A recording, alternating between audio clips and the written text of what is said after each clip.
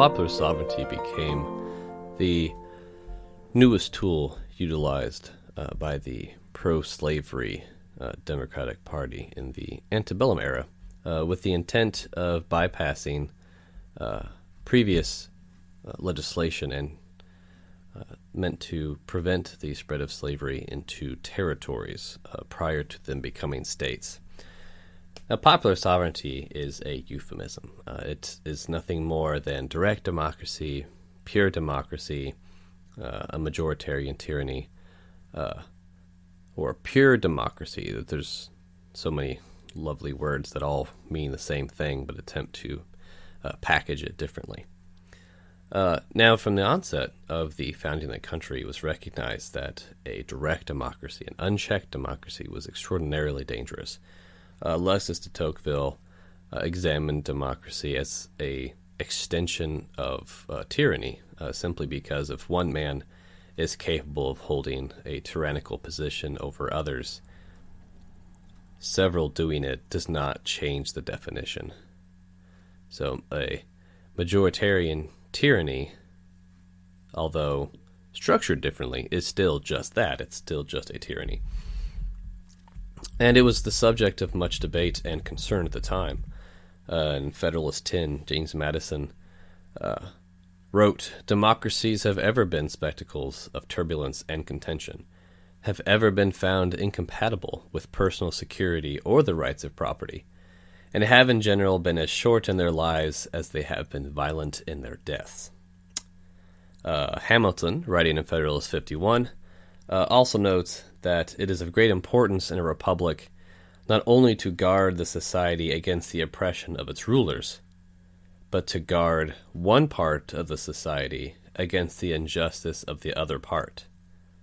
Now note that in this specific instance, Hamilton is not specifying percentages. It could be protecting a minority from a majority, or, as is the case in the modern day, a majority from the wills and wishes of a minority, which also, of course, applies to the southern states at this time, where a very small percentage of plantation master class, ruling elite, kind of aristocratic people essentially dominated the political and economic systems of the Democrat states later on. John Adams warned extensively about democracy, and he referred to it as being shorter-lived than aristocracy and monarchy, but also far more violent and bloody than either one. So coming into the founding era, into the Constitution, there was no intent ever to establish anything close to a direct democracy, or as it is perhaps more accurately defined or understood as mob rule. And one of the principal reasons for that, which addressed there in Federalist 10, is that a direct democracy is antithetical and incompatible to natural rights theory. Because in that system of governance, your natural rights are voted upon by your countrymen, which is precisely what we see through the Democratic Party and their appeals for popular sovereignty in relation to the slave question, where their intent was to populate new territories like the Kansas Territory with pro-slavery activists from Missouri, and then also embark on one of the most gratuitous abuses of an electoral system during the time. And in the attempt and the intent of establishing slavery. So they pursued popular sovereignty as a tool. They understood that with that mechanism put in place, all that one had to do, not necessarily have more people voting in that particular area, but just kill or terrorize the other group so that they wouldn't vote, or they would obviously be reducing their numbers through executions, which is exactly what happened in Bleeding Kansas.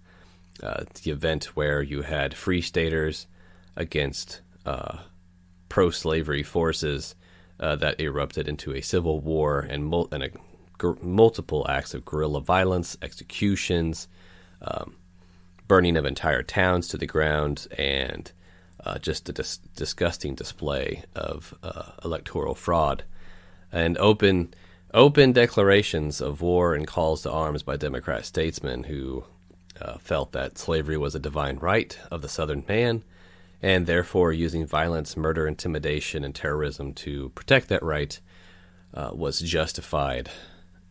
And that's what happens when you veer away from the unchanging moorings of natural rights. Now, specific to slavery as well, I was going to be a little facetious, but blacks couldn't vote. So you had a population voting to determine the fate of another chunk of the population when that population had no representation. So the abuses and the injustices here just snowball and dogpile onto each other. And it was all predicated on the execution of a pure democracy. And it was wrapped up as this wonderful and beautiful thing.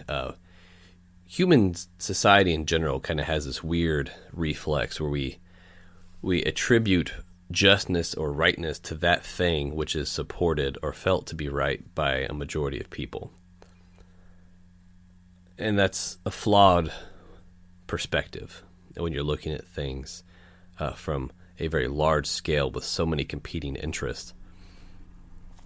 But nonetheless, it is something that humans tend to do. We've had popular measures put on ballots now governing all manner of things. And what's particularly dangerous is when these popular votes are held on decisions that infringe on the right to private property of our fellow citizens.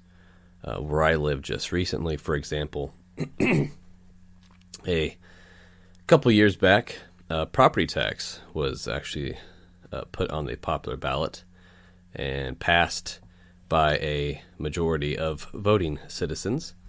And so as a consequence, all citizens' property taxes go up, which means that a majority voted in a direct democracy for the confiscation of treasure from their fellow citizens. Including themselves, we don't know. It's because that particular vote did not require that person to be affected by the consequences or the outcome, which is again different than natural rights, because if you vote, in theory, on anything that infringes on the natural rights of one citizen, it should affect all citizens. So therein lies another danger and abuse of direct democracy. Now, Stephen Douglas, he was one of the signature statesman of the Democratic Party. Very long career, decades. Senator from Illinois and the presidential nominee in 1860. During his debates against Lincoln while running for senator, the famous Lincoln-Douglas debates, which I urge you to read, to analyze, to understand, and even to listen to. There are numerous ways to do that. I know I cite them very heavily in Volume 2 of the 1787 Project.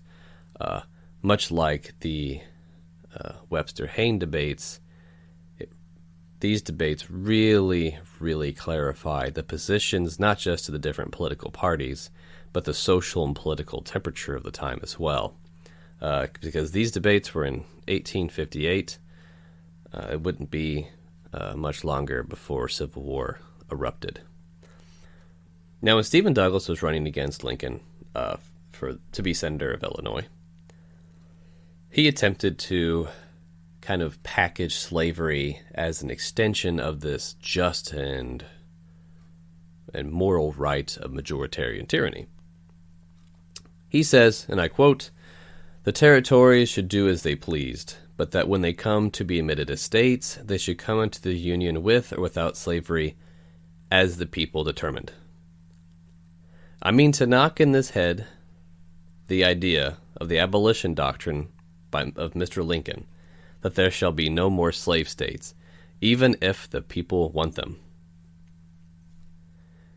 And it does not do for him to say, or for any other black Republican to say, that there is nobody in favor of the doctrine of no more slave states, and that nobody wants to interfere with the right of the people to do as they please. Now, the single paragraph provides such a an overt perversion of what constitutes rights. So let's take a few moments and let's parse through this. So the first thing he does is he asserts that slavery should be as the people determined, which is just another clever way to mention a direct democracy. So that means that citizens should vote and decide if they are going to be a slave state or not, which of course means that Douglas is presenting not that citizens should actually vote to have slaves, but to have black African slaves or Amerindian slaves. There is no vote being held on just the possession or ownership of slaves generally. So this aside from simply not being the proper execution of natural rights theory, it also does not apply equally across all peoples being affected from it. Stephen Douglas feels, of course, naturally, that he shouldn't be held in slavery. So he's automatically excluded, as are presumably all white men, from this potential law as well. So multiple injustices just out of the gate. As far as a historical note goes, he refers to the abolition doctrine of Mr. Lincoln, that there shall be no more slave states. That was not the doctrine of Abraham Lincoln. That was the doctrine of the founders and framers, the Declaration, the Constitution. That was the determination made then. That is why the Northwest Ordinance of 1787 restricted the expansion of slavery. But of course, now we're in 1858. We're dealing with Stephen Douglas, a Democrat and a Calhounist, despite many historians trying to differentiate North Democrats from Southern Democrats. The only real variation was their honesty. And that was the fracturing issue also between the party at this time. Though they, of course, came together collectively after the Civil War to pursue Jim Crow laws, the growth of the KKK, lynchings, and that kind of fun stuff, too. Note, too, that Douglas refers to Lincoln as a black Republican, which would mean something very different after the Civil War and the Democrats lose, and there actually were black Republicans since blacks were allowed to vote. But this is a pejorative that was leveled against the Republican Party pretty well as soon as it was formed, with the attempt to malign them in the public eye. And what this was meant to connotate was that the Republican Party was, like the South, the Democrat Party, a political formation for identity politics, that they represented blacks first, contrary to the interests of the nation, which ironically is what the Democrat Party was doing at this time, representing Southern sectional interests of slavery and their admitted aristocratic society against the advantages that would be afforded to the entire nation to have simply fulfilled the founding doctrine. And again, Douglas notes that nobody wants to interfere with the right of the people to do as they please. I don't think he consulted the blacks that could then, through some arbitrary vote, be permanently labeled as slaves and expand slavery and protect slavery. So he uses the phrase, the right of people to do as they please, which is a ridiculous argument to be made anyway, because every law ever passed, every act ever passed, restricted people doing as they please. And this is just evidence of an additional rejection of natural rights theory, because again, your ability to exercise your rights should not impede or infringe on the capacity of others to execute that same right in like capacity. Slavery does not work that way. Douglas was not going to hold his slaves and then trade places next week.